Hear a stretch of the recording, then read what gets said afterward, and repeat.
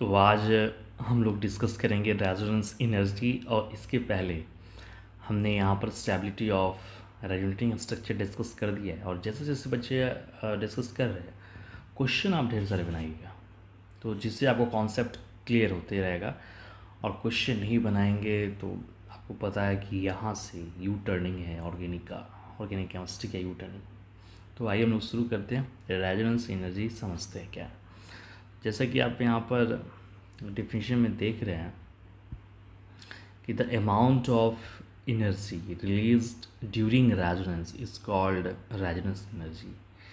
यानी अगर रेजोनेंस के दौरान जो आपको एनर्जी रिलीज्ड है ना, उसी को अब जैसे कि एग्जांपल की हम लोग बात करें।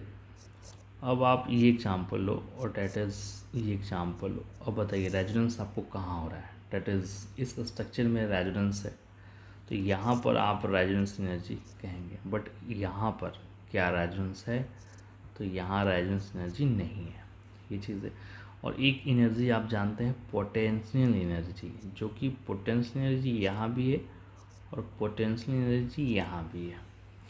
एक जनरल एनर्जी है ना। ये चीज़ को आप ध्यान रखेंगे। अब देखिए यहाँ पर अलग डिफिनीशन लिखा है, द पोटेंशियल एनर्जी है ना, P difference between the most stable resonating structure. Most stable ये लाइन बच्चे अच्छे से ध्यान रखेंगे, क्योंकि नीट में और जेई में ये सारे लैंग्वेज जो लाइन पूछ देते हैं। Most stable resonating structure and resonance hybrid बच्चे। मतलब अगर आपको है ना रेजोनेंस एनर्जी जब कैलकुलेट किया गया है, तो पोटेंशियल एनर्जी यहाँ पर रेजोनेटिंग स्ट्रक्चर का लिया गया है, डिफरेंस कर दिया गया है, और पोटेंशियल एनर्जी किया गया है रेजोनेंस हाइब्रिड का। तो ये लाइन, और बच्चे यहाँ ध्यान देना, ये जो पोटेंशियल एनर्जी रेजोनेंस जो स्ट्रक्चर का किया है, ये स्टेबल का किया है। ये एक लाइन कहीं कहीं यहाँ पर लेस स्टेबल लिख देता है। तो इस चीज़ का और इन दोनों का डिफरेंस किए, तो ये एक आप डिफिनीशन समझा कि रेजोनेंस एनर्जी कैसे कैलकुलेट किया गया है, कैसे लाया गया है, क्या है। लेकिन अगर आपको क्वेश्चन बनाने के लिए दे दे, अगर क्वेश्चन पूछ दे कि आप बताइए इन दोनों में ना, फर्स्ट स्ट्रक्चर और सेकंड स्ट्रक्चर में रेजोनेंस एनर्जी ज़्यादा किसका है, तो इसका जवाब तो ही हम पोटेंशियल एनर्जी मतलब रेजोनेटिंग स्ट्रक्चर निकालेंगे, पोटेंशियल रेजोनेंस हाइब्रिड जाएंगे, नहीं। इसका जवाब जो है आपको यहाँ से इस तरह से लॉजिक दे देना है कि रेजोनेंस एनर्जी जो डायरेक्टली स्टेबिलिटी को प्रमोट करता है। ये ध्यान दीजिए। देखिए स्टेबिलिटी ऑफ रेजोनेटिंग स्ट्रक्चर, सबसे पहले मैंने लिखा मोर नंबर ऑफ रेजोनेटिंग स्ट्रक्चर। तो ये सारे ये बात, अब आपने स्टेबिलिटी पहले पढ़ लिया है। अगर आपने वो वीडियो नहीं देखा है तो आप स्टेबिलिटी ऑफ रेजोनेटिंग स्ट्रक्चर का पहले वीडियो देखो, बनाओ, पढ़ो, और तब यहाँ पर आइए। और अब रेजोनेंस एनर्जी देखिए यहाँ पर equivalent RS, non equivalent RS, equivalent RS ज़्यादा स्टेबल है। तो सारे पॉइंट्स हमें दिमाग में रखना होगा। रेजोनेंस एनर्जी यहाँ लीनियर रेजोनेंस और क्रॉस रेजोनेंस लीनियर को प्रमोट किया गया है।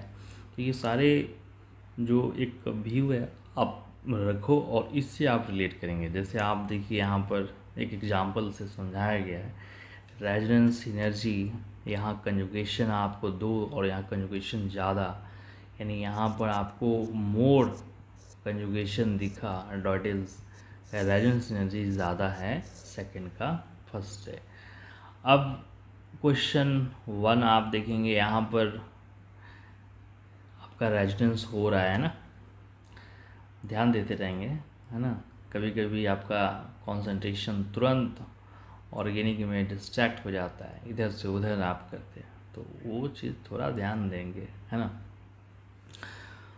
यहाँ पर देखिए double single double single double, ये लीनियर रेजोनेंस दिख रहा है बच्चे। और डेट इज़ यहाँ देखिए ये double single double double single double, यानी यहाँ आपको क्रॉस दिखने लगा। अभी मैंने आपको बताया कि किसको प्रायोरिटी देना है, लीनियर को देना है ना। ये चीज़ें बस ये सब फिल्टर करते रहना है। अब इस एग्जांपल में आप देखिए डबल सिंगल डबल है ना, और डबल सिंगल डबल, ये एक लीनियर है, यहाँ भी लीनियर है, बट लेस कंजुगेशन, ये लेस कंजुगेशन आता है, और डेट इज मोर कंजुगेशन। यानी सेकंड वाला फर्स्ट से ज़्यादा है। तो ये स्टेबिलिटी की और हाँ, अब देखिए ये स्ट्रक्चर दे दिया, अब इसमें आप कैसे जवाब देंगे, है ना। तो सबसे पहले बच्चे आपको ये जब क्वेश्चन दिया तो ये स्ट्रक्चर आपको बनाने आना चाहिए। देखिए COOH, तो इसको COOH आप कर दो, COO माइनस है तो पहले आप इसको स्ट्रक्चर ब्रेक करेंगे। देखो यही आप पहले तो आप गलती यहाँ करेंगे, स्ट्रक्चर क्लियर करेंगे C O और F। अब बच्चे अब रेजोनेंस एनर्जी जब हमें कैलकुलेट करना है ना, तो सबसे पहले इन सब का रेजोनेटिंग स्ट्रक्चर ड्रॉ करते हैं। CH3 और C लोन पेयर से पाई बॉन्ड से नेगेटिव चार्ज, तो O minus double bond O और H प्लस चार्ज। यहाँ पर भी रेजोनेटिंग स्ट्रक्चर CH3, C पर O माइनस और डबल बॉन्ड O। यहाँ भी रेजोनेटिंग स्ट्रक्चर CH3 और C डबल पर माइनस। कैसे होगा तो पता है ना, नेगेटिव से पाई से नेगेटिव। तो ये सब मैंने आपको पहले बता रखा है, तो थोड़ा वहाँ देखकर ये सब चीज़ें सीखिए, आ रहा अच्छी बात है। अब रेजोनेंस एनर्जी को अब हम रिलेट करेंगे। अब मैंने यहाँ आपको बताया भी था स्टेबिलिटी, अगर डिफरेंट स्ट्रक्चर रेजोनेटिंग स्ट्रक्चर आपने बनाया, अब इनमें से इक्विवेलेंट पहचानना है। तो देखिए आपको ये स्ट्रक्चर इक्विवेलेंट है, जो आपको ऊपर माइनस है यहाँ डबल बॉन्ड हो, यहाँ भी वही चीज़ आ रहा है, देखिए है ना, इक्विवेलेंट है। बट यहाँ देखिए फ्लोरीन पर कोई चार्ज नहीं है बट चार्ज है ऑक्सीजन पे, तो ये इक्विवेलेंट आ गया, तो सेकंड सबसे ज़्यादा स्टेबल है। तो पहले आप स्टेबिलिटी ऑर्डर लिख लो, स्टेबल जो ज़्यादा, रेजोनेंस एनर्जी ज़्यादा, सेकंड ज़्यादा स्टेबल। अब यहाँ देखो इसमें ऑक्सीजन प्लस फ्लोरीन प्लस, तो इसमें कौन ज़्यादा स्टेबल होगा। और यहाँ पर O माइनस और O माइनस रिलेट कर रहा है, तो आपको पता है ना कि पॉजिटिव चार्ज लेस इलेक्ट्रोनेगेटिव पर स्टेबल होता है, तो ये ऑक्सीजन है यहाँ ज़्यादा स्टेबल है, फर्स्ट और थर्ड। तो ये स्टेबिलिटी ऑर्डर और रेजोनेंस एनर्जी पता है, स्टेबिलिटी ऑर्डर डायरेक्टली हो गया, तो सेकंड हो गया, फर्स्ट आ गया और थर्ड आ गया। इस तरह से आप देखो 4th नंबर क्वेश्चन में ये कुछ बहुत अच्छा क्वेश्चन है।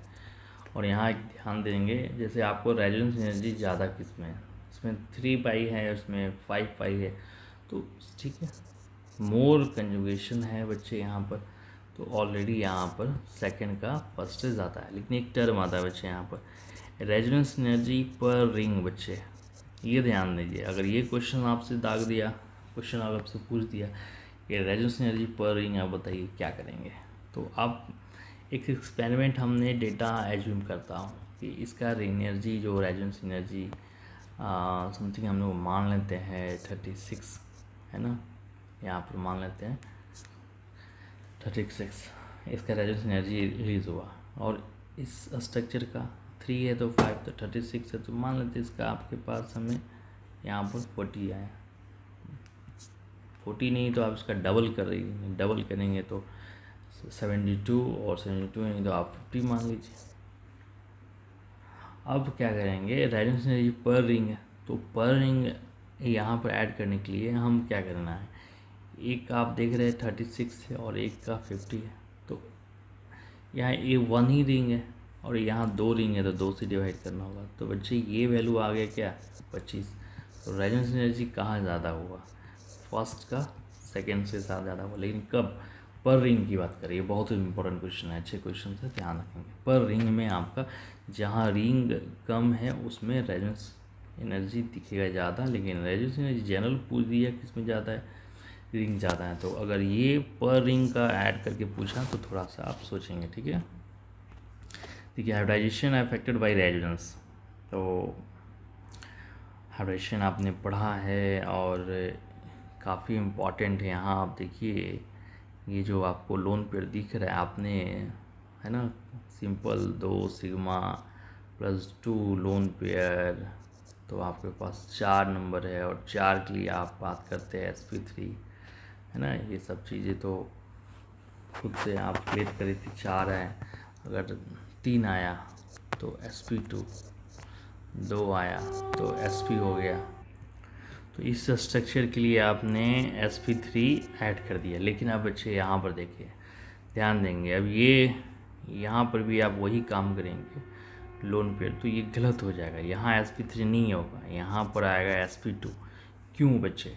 क्योंकि यहाँ पर आप वन जो लोन पेयर है ये डेट इज़ रेजोनेंस में जा रहा है ना, लोन पेयर से पाई से तब, तो यहाँ पर आपने 2 सिग्मा और वन ही लोन पेयर प्रेजेंट है। वन लोन पेयर क्या हो गया? चेंज हो गया। किस में चेंज हो गया? तो लोन पेयर से पाई वन बनेगा, पाई वन से यहाँ नेगेटिव, मतलब इस ऑक्सीजन का जो लोन पेयर है वो किस में कन्वर्ट हो जा रहा है बच्चे? पाई वन बनाने में। तो आपको पता है ना कि पाई वन को काउंट नहीं करते। ये चीज़ें थोड़ा आपको समझ में आया, क्लियर हुआ है ये चीज़ें, तो है ना। तो इस चैनल को बच्चे जितना हो सके आप इसको प्रमोट कीजिए, है ना, जितने हो सके अपने सर्किल में भेजिए। इस चैनल का बेनिफिट सभी को मिलना चाहिए, है ना, और कोशिश करना चाहिए कि जितने बेनिफिट दिया जा सकते आप अपने साइड से दीजिए सबको। तो चैनल को लाइक सब्सक्राइब, है ना, मैं ये नहीं कह रहा हूँ कि आपको, है ना, लाइक अच्छा लगे तो आप कीजिएगा। चलिए, तो ये आपने यहाँ देख लिया यहाँ पर कि लोन पेयर जब रेजोनेंस, तो इसलिए आप हाइब्रिडेशन जब भी निकाले तो ये चेक कर ले कि वहाँ रेजोनेंस है या नहीं। बहुत अच्छा क्वेश्चन आते हैं। अब बच्चे ये भी पूछ देता है कि ये बताओ ये लोन पेयर का और वाइटल क्या है? ये लोन पेयर किससे हो रहा है रेजोनेंस, और रेजोनेंस यहाँ पर किस और वाइटल से होता है? तो ये पी और वाइटल से हो रहा है। तो इस चीज़ का आप ध्यान रखेंगे, है ना। अब बच्चे यहाँ आपसे पूछते डबल सिंगल, देखिए यहाँ पर, तो यहाँ पर क्या है? 3 सिग्मा। अब ये लोन पेयर देखिए, लोन पेयर क्या हो रहा है? रेजोनेंस में जा रहा है ना, तो इसको काउंट नहीं करेंगे, यानी यहाँ पर sp2 आ गया। तो इस चीज़ का आप ध्यान रखेंगे, है ना। बहुत सारे क्वेश्चंस होते हैं जो कि, अब ये लोन पेयर का और वाइटल्स क्या है? डेट इज़ पी और वाइटल्स क्या है बच्चे?